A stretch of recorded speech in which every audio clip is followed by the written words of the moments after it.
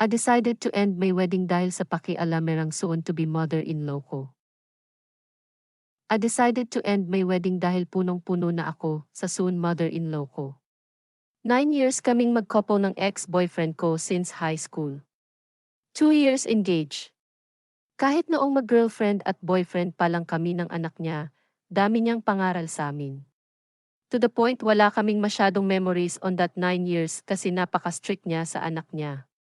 Kahit bonding ng BF ko with his friends at nagagabihan ng uwi, ako pa papagalitan ng mama niya kasi bakit hindi ko raw pinauwi ng maaga.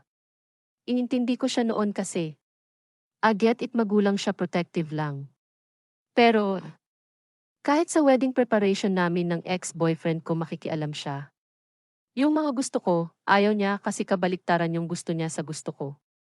Ang nakakatawa pa, dun siya pa namimili sa motive at theme ng wedding ko. Na in the first place mas malaki pa nga financial contribution ko sa wedding plans namin kaysa sa anak niya. Lalo na siya ni sentavo walang ambag.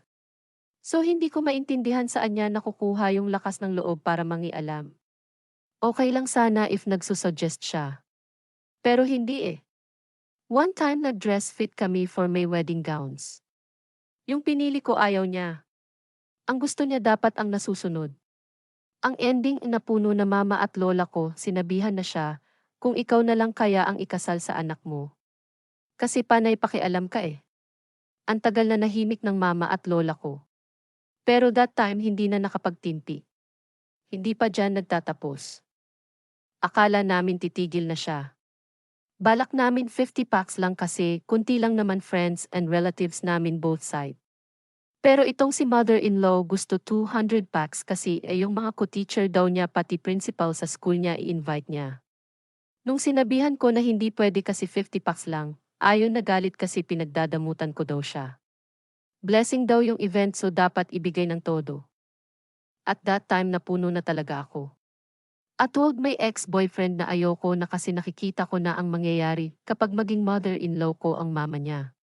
Hindi gaganda ang marriage life namin kahit bumukod pa kami in the future kasi siya yung tipong kahit i-cut off mo na. Pilit ipagsisiksikan ang sarili at makikialam. Walang problema sa ex-boyfriend ko. Parati niya akong pinagtatanggol sa mama niya kaya siguro nagsiselos mama niya sa akin kasi palagi raw ako yung kinakampihan.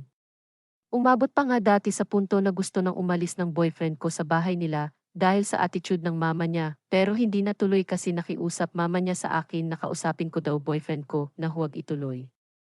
Though nasasaktan ako kasi mahal na mahal namin ang isa't isa. Hanggang ngayon sinusuyo ako ng ex ko. Pero I fully decided na ayoko na.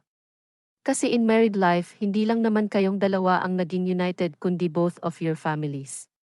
So kung hindi maganda relationship namin ng mama niya, maaapektuhan kaming dalawa. Comment your reactions kung tama lang ba yung ginawa na i-cancel ang kasal.